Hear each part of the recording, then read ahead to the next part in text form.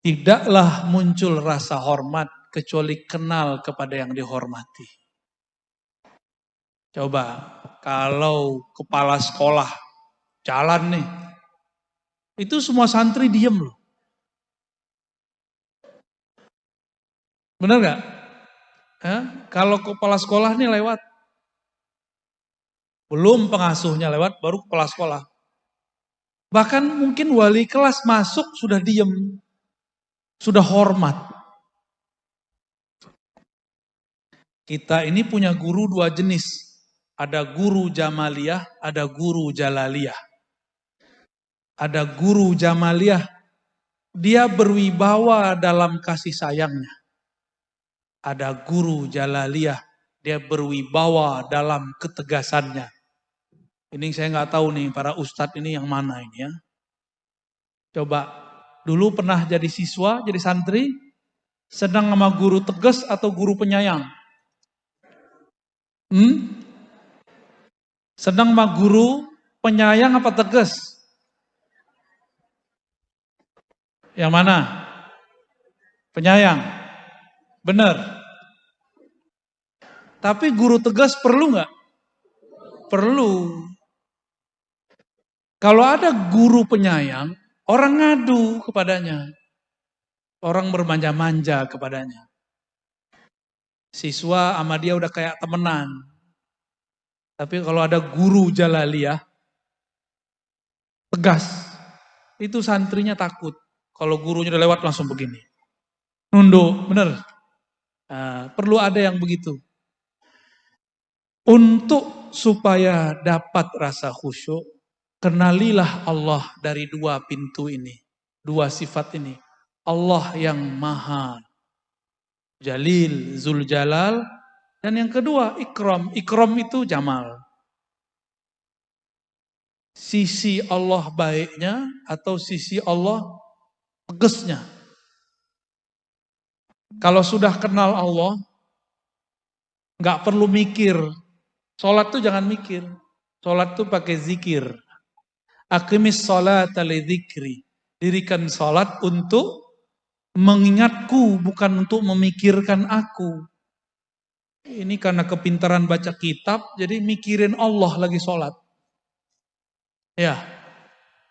Jadi mohon maaf nih rahasia nih, ibu-ibu, wali santri, bapak-bapak, kiai-kiai aja belum tentu sholatnya khusyuk. Ini rahasia kita ya. Bunyai, Pak Kiai sama. Mungkin paling gak khusyuk kali.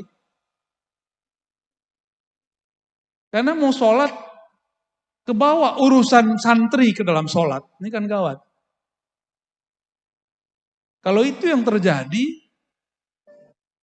gimana dia mau latih orang khusyuk? Dianya gak khusyuk. Karena bingung khusyuk itu letaknya di mana. Supaya mudah harus tahu alamat khusyuk. Alamat khusyuk ada di kolbu. Lau khasya'at qalbuhu la khasya'at jawarihu. Begitu di riwayatnya. Walaupun hadisnya tidak sampai derajat sahih, tapi ini maknanya sahih. Seandainya kolbu seseorang itu khusyuk, pasti badannya khusyuk. Kalau aliran-aliran baru sekarang kan khusyuk itu celana jingkrang, ya kan? Ya. Terus taruh pembatas di depan. Itu bukan cara khusyuk, itu metode fikih. Kalau zaman-zaman guru saya dulu sholat pakai baju batik itu bid'ah Pak Kiai. Tuh, beliau tuh ya. Pak Rais tuh.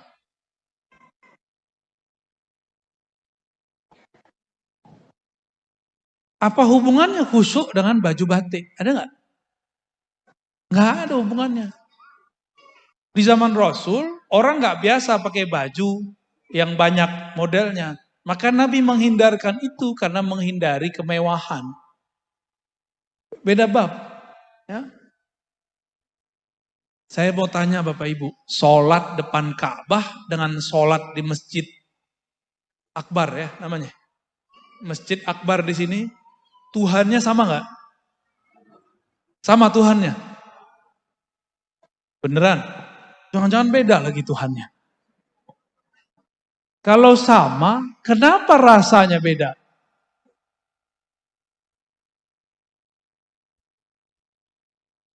Kenapa rasanya beda? Kondisi. Apa namanya? Kondisi itu di baju atau di hati? Di hati. Maka ada namanya Robitatul Ka'bah. Dibaca dalam usolli fardhu subhi rak'ataini ma'muman lillahi ta'ala. Kalau dalam lafaz lain kan mustaqbilal qiblati rak'ataini, kan begitu. Itu namanya Robitatul Ka'bah.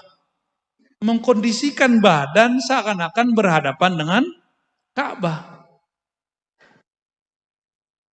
Yang mengenalkan Ka'bah kepada kita siapa? Allah.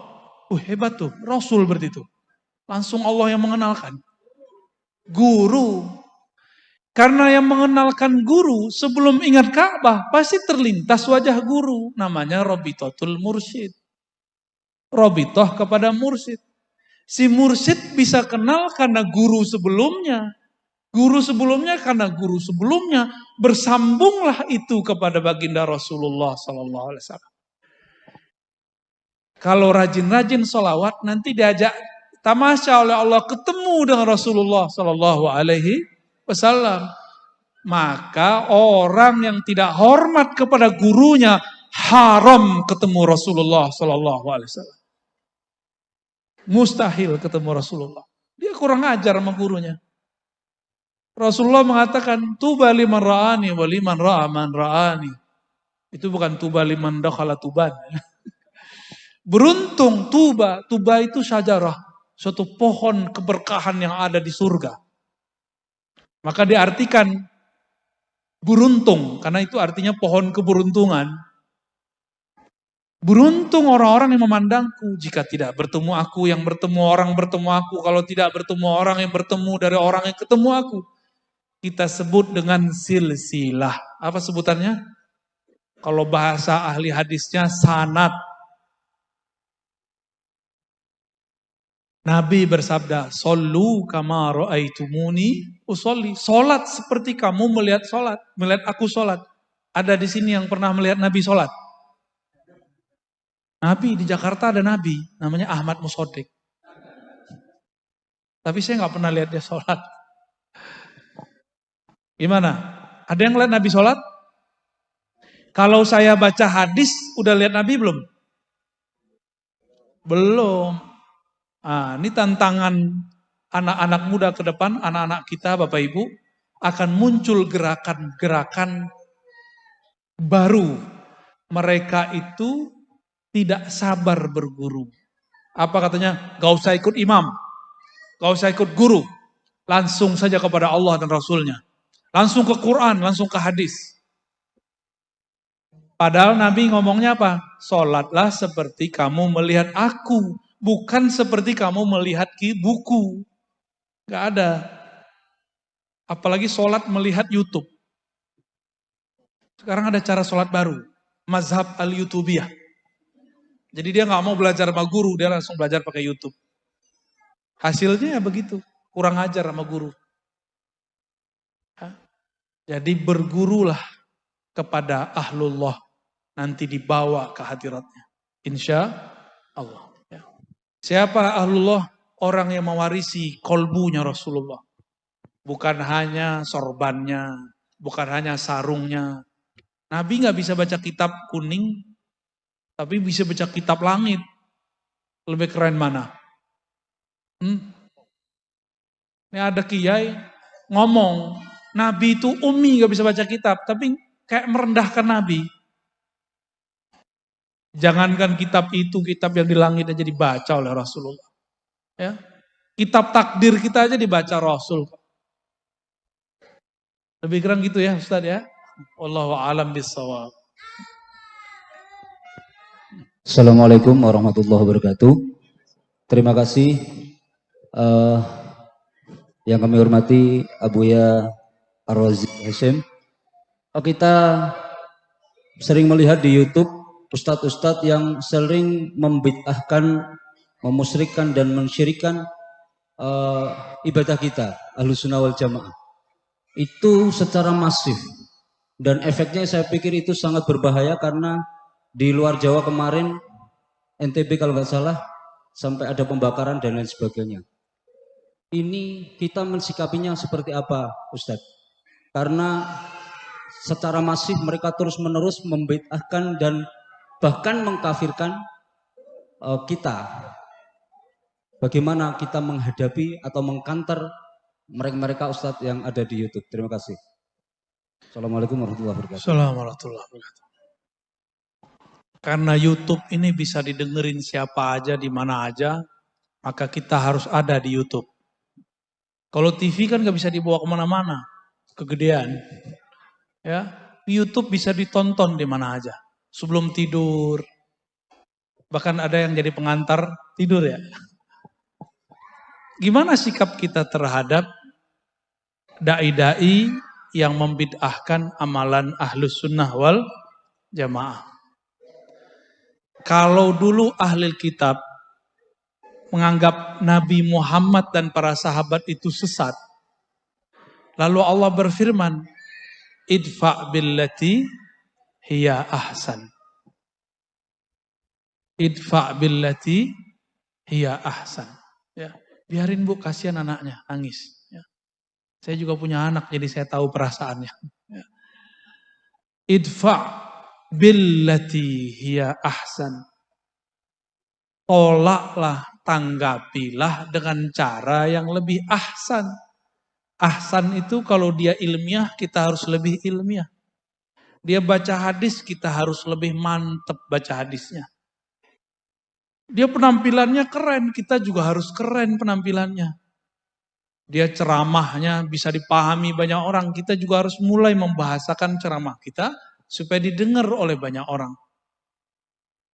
Dia keras, jangan dengan keras, itu namanya ahsan. Kita dengan kelembutan. Tidak adalah kekerasan dilawan dengan kelembutan, kecuali yang keras kalah. Benar gak Bapak Ibu? Bapak Ibu lebih paham dari saya lah ya. Keras, lembut. Bapak-bapak ini keras. Ya, dipegang ibu, lemes langsung. Makanya Allah itu Rahman Rahim. Kalau bahasa anak muda sekarang di kampus, Allah maha feminin. Maha Rahman dan Rahim. Bukan maha kebapaan. Itu ya. Jadi kita harus mulai. Maka ustadz-ustadz yang bagus di sini secara hujjah, keaswajaannya terlatih, harus mulai masuk ke YouTube, masuk ke Facebook, masuk ke Instagram. Gak usah keren pakai video yang bagus, pakai yang kecil ini apa namanya, smartphone. Jangan bergerak sendiri, bergerak berjamaah. Ya. Bergerak sendiri berarti kita yang pengen terkenal. Kita nggak mau terkenal, capek Pak terkenal itu. Nggak enak terkenal itu. Tapi lebih enak terkenal di langit. Ya. Kalau terkenal di langit, orang terkenal di bumi dipatwal sama polisi. Di langit juga sama. Kalau terkenal di langit ada patwal langit. Cepat usulnya kepada Allah Subhanahu wa Ta'ala. Jadi kita harus membalas dengan yang baik. Sekarang mereka belum main fisik, Pak. Tapi nanti bakal ada masa mereka main fisik. Karena itu kabar dari Rasulullah Sallallahu Alaihi Wasallam. Surya, tempat mantu beliau, Gus Syafiq, itu sudah main fisik. Udah dor-doran. Irak sudah. Mesir gagal. Untung masih ada Al-Azhar. Apalagi? Yaman udah masuk. Libya sudah gagal. Sekarang pemerintahan baru enggak beres-beres. Nunggu nih, Saudi ini enggak tahu. Habis itu Indonesia. Indonesia habis itu. Jadi kita ini seharusnya beberapa tahun kemarin sebelum pandemi sudah perang. Target mereka udah begitu. Muslim bunuh Muslim. Cuma beda politik. Cuma beda nol. Alhamdulillah Allah masih sayang, masih banyak wali Allah di negeri ini. Maka Bapak Ibu tetap kita doakan negeri ini supaya tetap aman. Sampai kapan wallahu a'lam. Karena ke depan sudah tambah berat, tambah berat, tambah berat, tambah berat. Dan kita sedih, jangankan orang awam, aparat aja sudah ada yang kesusupan. Aparat Pak, kesusupan gimana? Jadi kita nggak boleh kemudian, saya zuhud nggak mau ngajar di dinas. Harus ngajar Pak, harus masuk ke polisi, harus masuk ke tentara. Jangan sok-sok zuhud, udah begini zamannya. Maka para kiai, para ustadz, para guru, mohon jangan menutup diri lagi. Ya, ayo temani saya berdakwah di sosial media. Ya, tapi jangan berbicara yang nggak ngerti. Wala taqafu ma laysa laka bihi ilm. Jangan kamu berpendirian, berwukuf.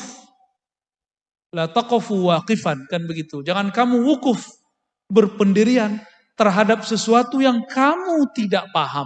Bisa juga mauqufan, suatu pemahaman.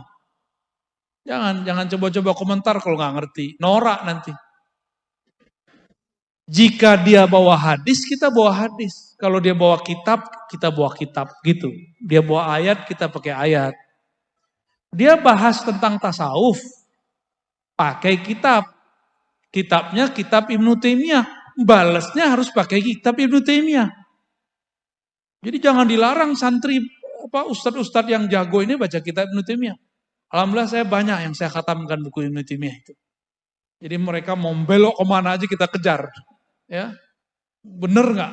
Ternyata nggak bener. Contoh, mereka mengatakan tawasul syirik. Benar nggak? Ibnu Taimiyah tidak mengkafirkan, tidak mensyirikkan tawasul semua. Ada tawasul yang dibolehkan. Apalagi, mereka mengatakan robitoh mursyid syirik. Tunggu dulu. Ibnu Qayyim murid Ibnu Taimiyah berrobitoh kepada Ibnu Taimiyah. Ya, zikir nggak boleh dengan angka tertentu. Lah Ibnu Taimiyah ba'da subuh sampai istiwa zuhur nggak berhenti baca zikrullah. Ibnu Taimiyah, Imam Salafi Wahabi. Nah, saya mau tanya nih, di sini akidahnya pakai kitab apa? Jangan sampai kitab Soleh Fauzan. Ya, di kitab itu dianggap syirik orang tawassul, dianggap syirik orang tabaruk, dianggap kufur orang maulid karena menyerupai Nasrani. Harus kembalikan kepada kitab ulama Nahdiyin yang lama yang sudah pakai kitab akidah, akidah Ahlussunnah. Ada beberapa pesantren Nahdiyin kitabnya sudah diganti. Kitab Aswaja, tapi namanya doang, dalamnya bukan Aswaja lagi. Hati Bapak Ibu, tidak semua kitab gundul itu benar. Karena kitab gundul itu manusia yang buat. Kalau Al-Quran kan langsung dari Allah. Ya, ini jangan sampai. Beberapa pesantren kita kasih tahu nggak mau, malah saya dimusuhi. Pak Kiai, ini kitab berbahaya. Kitab tauhidnya. Siapa namanya tadi? Soleh Fauzan. Di situ dia bagi tauhid jadi 3 dan dia katakan Asy'ariyah sesat, Maturidiyah sesat. Dia katakan Sufi ubadul kubur. Sufi itu penyembah berhala kubur. Gimana tuh? Aduh, saya kalau bahas gitu ntar jadi tentara lagi Pak. Ntar jadi galak lagi saya. Saya belajar tasawuf supaya kolbu saya lembut. Ya. Nanti ada kiai muda di Surabaya namanya Ma'ruf Khozin, undang beliau untuk masalah begitu. Ya, sahabat saya. Baik, masih ada? Untuk Bapak, satu lagi untuk Bapak, kemudian 2 nanti dari Ibu.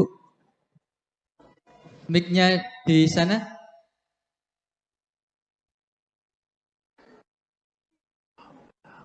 Ustaz, ini. Mohon nanti sebutkan nama sebelum bertanya.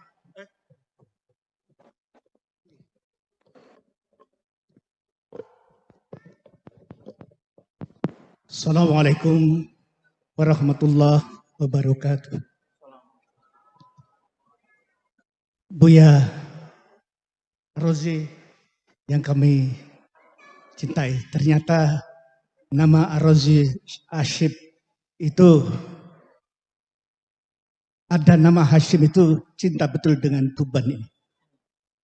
Saat saya 78, 79 itu ziarah itu sampai ke Payakumbuh. Sampai di sana juga ada yang namanya Syekh Hashim. Dan itu Nahdien kita, ini juga Hashim Asy'ari. Jadi nama Hashim itu memang cinta dengan orang Tuban. Dan nyatanya sudah ada bibitnya.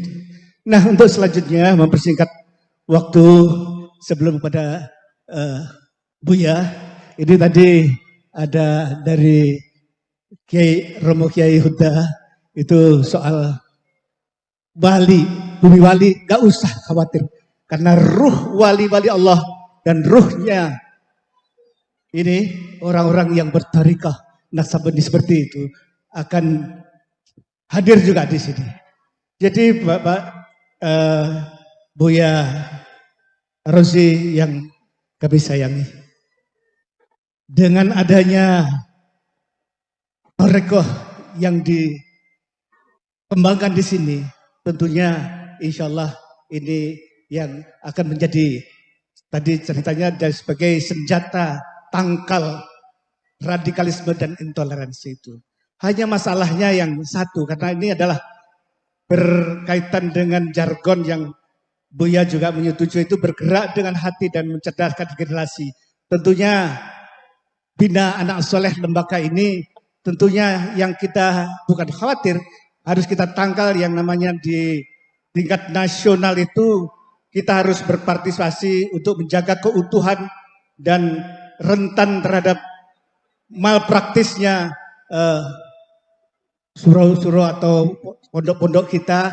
Mudah-mudahan di Tuban ini jangan terjadi, tentunya competitive advantage dan value added-nya itu barangkali Buya bisa memberikan solusi kunci apa dan bagaimana yang efektif dan efisien bagi anak-anak didik kita ini. Kiranya demikian. Terima kasih. Assalamualaikum warahmatullahi wabarakatuh. Baik. Ada dua, Pak, cara efisien. Pertama, manhaj Qur'ani, yaitu ilqaul qissah. Jadi harus guru-guru ini harus punya bank kisah.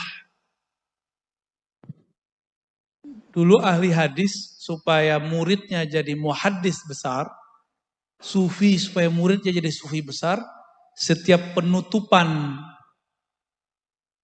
kuliah atau ngajar selalu ada kisah yang diceritakan. Di Quran dikatakan faqsusil qasasa, berkisahlah engkau. Karena itu cepat masuk. Kisah itu nggak perlu dihafal, cukup dinikmati. Nah, kenapa hari ini banyak santri-santri, siswa-siswa kaku? Karena yang dikejar cuma kecerdasan otak kiri. Nilai, teori, hafalan. Tapi kurang dinamis, kurang harmonis. Rasanya kurang. Kisah itu kata Imam Junaid, jundun min junudillah. Maka tidak ada mursyid, tidak ada wakil talqin, tidak ada sufi, tidak ada ahli thariqah, kecuali dia mengajar pakai kisah dan analog.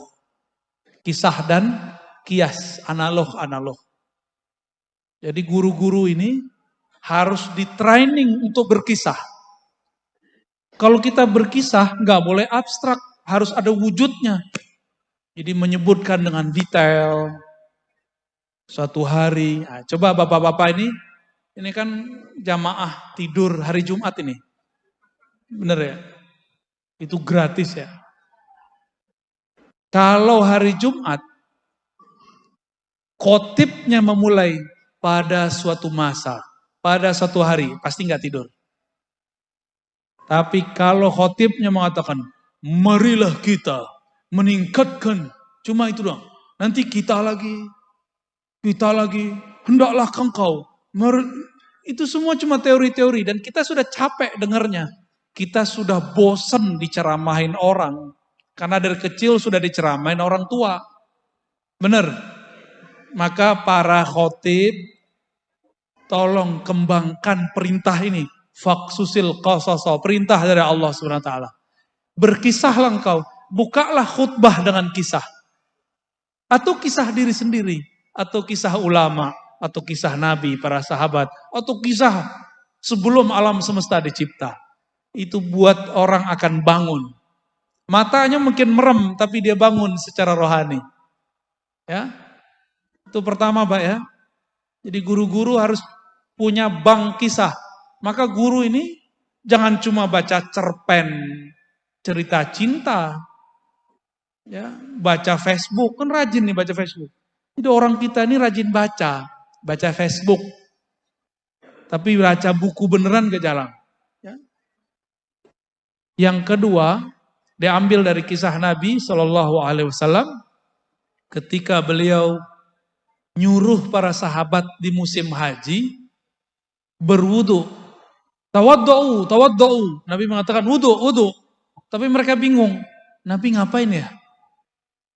Nabi cuma ngomong tawaddu'u. Jadi orang itu nggak ngelihat mulutnya. Yang dilihat apa? Perbuatannya. Maka Nabi masuk ke dalam kemah, istri Nabi kemudian mengatakan, wahai suamiku baginda Rasul sallallahu alaihi wasallam. Sahabat itu nggak melihat mulutmu, mereka melihat tangan kakimu, badanmu. Terus maksudnya gimana? Ya engkaulah yang duluan berwudu. Bukankah setiap engkau wudu, air wudu mau diperebutkan? Nabi itu kalau wudu, airnya nggak ada yang buang. Kalau air wudu kita, para ustadz nih, para kiai, itu jangan diambil, jangan diminum. Karena kami ini banyak dosa. Enggak dosa maksiat, enggak dosa mata, dosa hati. Merasa lebih alim itu paling gawat. Paling bahaya.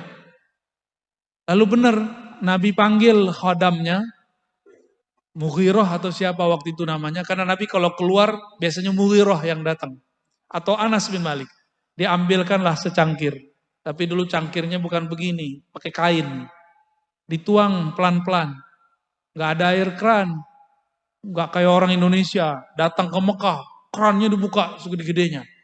Itu air, buang-buang, dia berwudu dengan syaitan. Karena orang mubazir itu teman setan.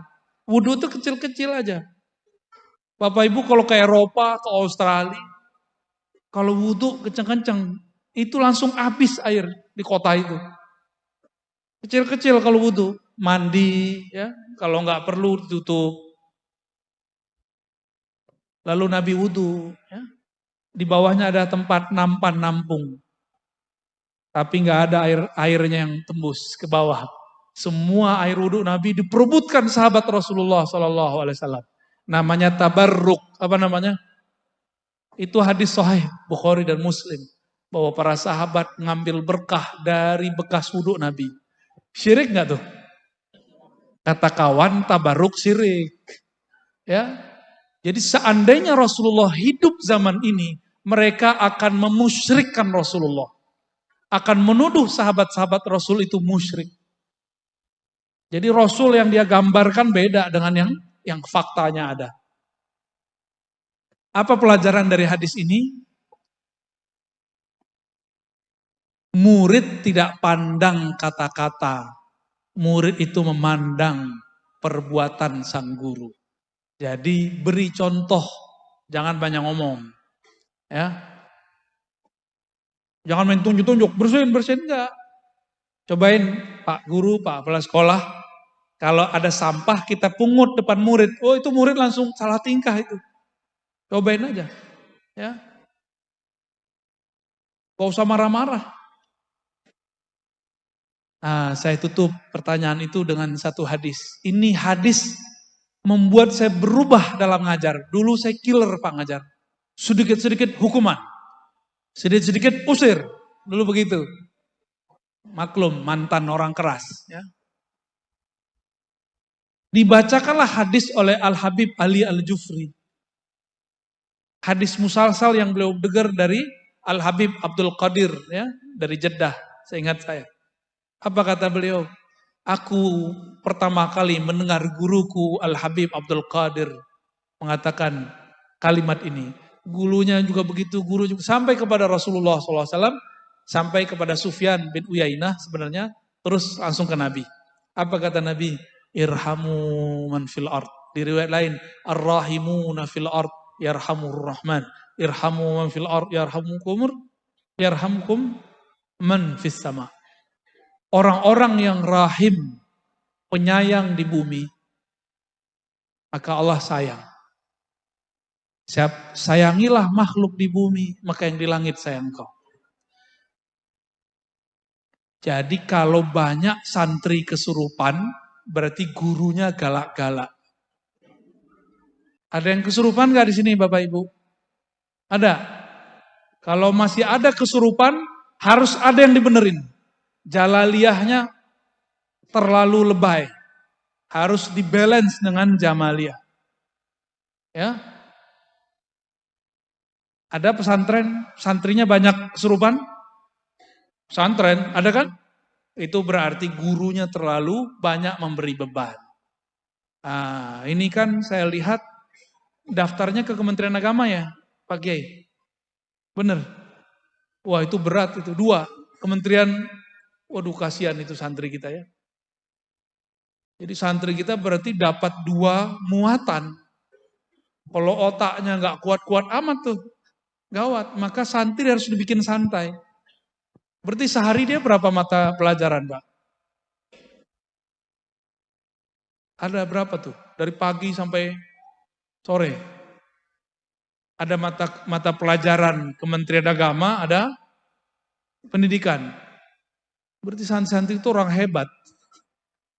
Ketika yang umum cuma belajar 1 muatan, dia belajar 2 muatan. Nanti kuliah gampang insya Allah. Yang penting jangan stres. Ya. Kalau kami dulu mensiasati, fikih Kementerian Agama itu diganti pakai kitab fikih Arab. Jadi mereka tetap belajar kitab. Walaupun cuma dasar-dasar matan ujurumiyah. Daripada fikih proyek, kan fikih proyek itu Pak. Buku modul-modul itu proyek itu. Bukan lillahi itu. Lil fulusi ta'ala. Sedangkan Imam Malik mengatakan wa malillahi baqiyah. Yang karena Allah pasti kekal. Itu sebabnya buku-buku modul setahun ganti. Coba kita nyantri dari dulu sampai sekarang masih jadi santri. Nggak pernah ganti matan takrib. Ada yang berani ganti? Pecat jadi ustadz. Ya, nggak berani kita ganti. Kenapa? Lillahi baqiyah. Sepengarangnya mengekalkan itu dengan cara memulangkan itu kepada Allah. Dia niat nulis kitab karena Allah. Niatannya itu cukup kan? Cukup. Satu lagi, Abu ya. Terakhir di belakang ya, yang belakang kerudung hitam, batik hijau, mohon diberikan mic-nya.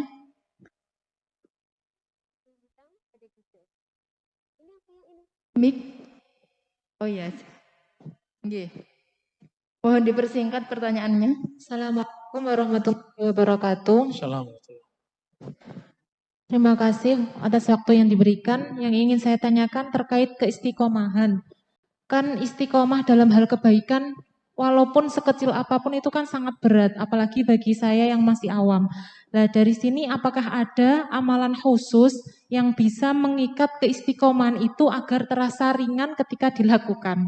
Itu yang pertama. Yang kedua, saya ingin meminta sesuatu terkait jenengan tadi kan membahas tentang pentingnya sanad atau silsilah keilmuan. Dari sini saya ingin meminta ijazah jika jenengan berkenan masalah doa yang tadi jenengan jelaskan, yakni Allahumma a'inni ala dzikrika wa syukrika wa husni ibadatik. Terima kasih. Assalamualaikum warahmatullahi wabarakatuh. Assalamualaikum warahmatullahi wabarakatuh. Cara istiqomah ada amalannya enggak? Nah, ini pertanyaannya hampir di seluruh Indonesia sama. Jadi kita ini dari kecil diajarkan kalau mau begini amalnya ini. Itu thariqat lama, saya sebut itu thariqah qadimah, thariqat jadul.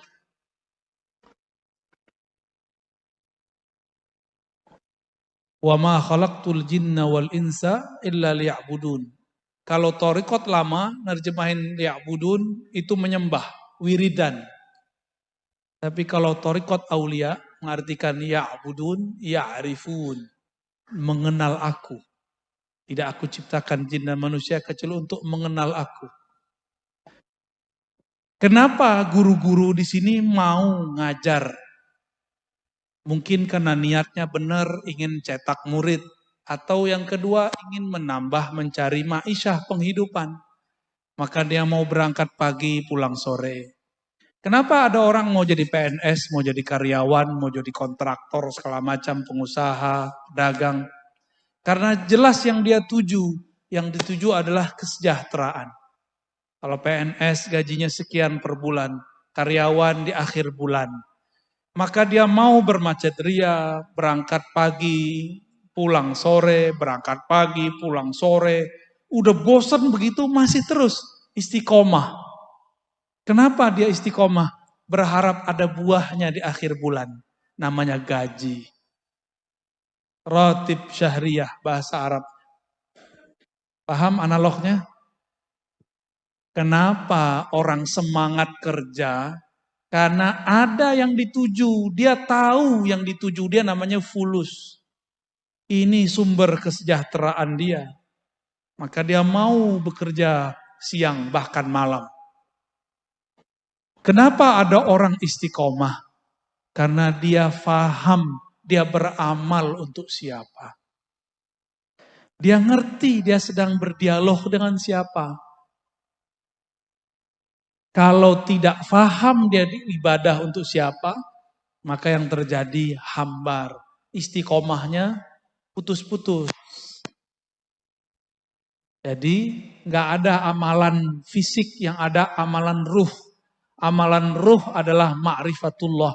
Maka kenalilah Allah sedekat-dekatnya, sebanyak-banyaknya. Semakin ilmu Allah itu dibuka, semakin kita merasa tidak berilmu. Jadi amalannya amalan ruhi. Kenali yang engkau sembah, maka engkau akan istiqomah. Lalu tips terakhir. Tips terakhirnya, kalau ketinggalan bolong, wajib dikodok. Itulah kelebihan orang tarekat. Orang tarekat ini tidak hanya istiqomah bekerja. Ini Bapak Ibu, kita kerja di suatu kantor. Kita meninggalkan pekerjaan kemarin sore. Ketika esok masuk, itu kerjaan dikodok enggak? Atau dibiarin? Dikodok apa dibiarin? Dikodok. Kenapa bisa mengkodok amal dunia, tapi tidak bisa mengkodok amal akhirat? Jangan-jangan kita nggak percaya Allah, lebih percaya fulus. Benarlah kata Nabi, Ta'iba Abdud Dinar, akan lelah, sungguh lelah, dan selalu lelah orang yang menghambakan dirinya cuma untuk mencari kesejahteraan fulus. Kesejahteraan harta. Capek. Coba ibu-ibu ini kenapa mau melahirkan? Karena suaminya dia cintai. Dia sayang kepada anak, ini anaknya. Coba samping-sampingan duduk, tapi bukan anaknya. Mau nggak gendong-gendong? Sorry, emang anak gua. Ya, nggak mau kita. Mohon maaf, dipipisin anak sendiri. Marah nggak? Habis pakai baju bagus-bagus begini, tiba-tiba dipipisin anak sendiri. Marah nggak? Digampar nggak anaknya? Enggak. Malah kita gemes, ya salam. Ya. Malah dipeluk-peluk anaknya. Malah dicebokin baik-baik. Bapak Ibu kembali ke yang tadi. Kita kalau kenal, kita pasti istiqomah. Jadi amalnya bukan baca ini, baca itu torikot jadul. Udah ketinggalan torikot begitu. Orang sekarang udah pakai gadget untuk masalah duniawi. Untuk masalah ukhrawi. Belum ada percepatan torikoh. Ya. Torikoh itu harus direvisi, namanya torikoh. Tujuan kita mencapai ma'rifat. Beda zaman, torikoh harus direvisi. Walaupun namanya Naqsyabandi, Syazili, Qadiri. Harus direvisi metodenya. Nah, itu kewajiban para mursyid-mursyid yang wasilin ilallah. Ya, yang kenal kepada Allah. Tentu atas izin Allah dan restu Rasulullah Sallallahu Alaihi Wasallam. Gak boleh buat torikoh sendiri. Ya, begitu juga dalam yang tadi. Adapun ijazah mengenai Doa Allahumma a'inni ala dzikrika wa syukrika wa husni ibadatik. Ini adalah doa yang diajarkan ke Nabi kepada seorang sahabat dan Nabi mengatakan inni uhibbuk. Disebut al-musalsal bil mahabbah. Musalsal dengan cinta. Setiap guru mengatakan, wahai muridku, aku mencintaimu. Maka saya mengatakan, ayuhal hadirun hadirat, inni uhibbukum. Aku mencintai yang hadir semuanya. Fakulu fi kulli dubiris salah. Maka tolong dibaca setiap selesai sholat. Apa yang dibaca? Yang bicara nggak dapat ijazahnya. Ya. Fakul fi kulli duburis salah Allahumma a'inni ala dzikrika wa syukrika wa husni ibadatik. Ini kalau saya pakai Jalaliyah saya udah marah-marah ini. Tapi kalau pakai Jamaliyah kita maklumi ya. Udah capek ya duduk dari tadi pagi ya. Ya. Apa kata Nabi? Aku cinta kepada engkau wahai Abu Darda, wahai Mu'az, wahai sahabat. Maka bacalah setiap selesai sholat. Atau dubur sholat artinya ujung sholat. Sebelum assalamualaikum boleh. Allahumma a'inni ala dzikrika wa syukrika wa husni ibadatik. Ya Allah bantulah aku mengingat engkau. Yang kedua wa syukrika. Ini doa minta kaya tanpa perlu fulus. Jadi jangan minta fulus kepada Allah. Mintalah syukur. Orang kalau syukur pasti punya wa syukrika.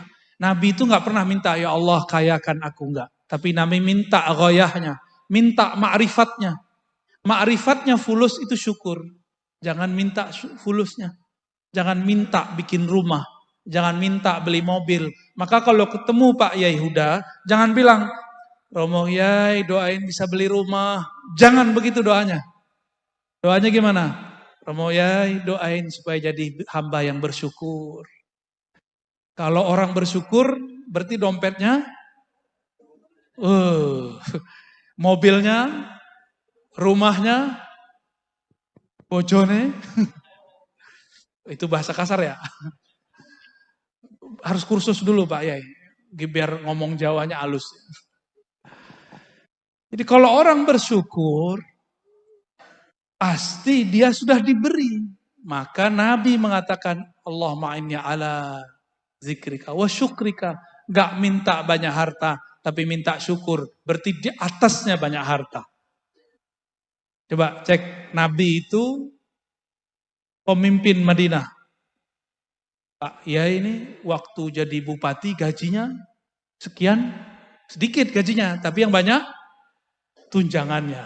Nah, coba bayangkan ini pemimpin Jazirah Arab, kira-kira per hak digaji berapa? Kaya Rasulullah itu. Jangan bayangkan Rasulullah itu miskin. Rasulullah itu direktur Baitul Mal. Sekarang kalau ada direktur Baznas, Bazda gimana? Gajinya di atas 20 juta minimal ya. Sama tunjangan-tunjangannya ya. Serius nih. Kalau enggak korupsi itu mereka kalau nggak gede gajinya. Ntar ngeliat duit masuk, ngiler. Terus, wa husni ibadatik. Aku minta ibadah yang husni. Apa? Bukan ibadah yang khusyuk. Nah, ini kata kunci nih yang nanya tadi. Jangan minta khusyuk, mintalah husni ibadatik. Husni ibadatik usahanya disebut ihsan. Ihsan itu adalah amalan ruh. Anta budallah ka'annaka tarah. Itu minta makom itu. Ya Allah, aku minta makom penghabisan. Apa itu makom penghabisan? Beribadah seakan memandangmu, dialog denganmu. Kalau udah ketemu Allah bisa ngobrol-ngobrol dengan Allah, asik. Hidup ini lebih santai. Ya, insya Allah. Silakan diamalkan. Setiap selesai sholat dibaca 3 kali. Lalu ditutup Al-Fatihah. Insya Allah Allah antarkan kita ke sana.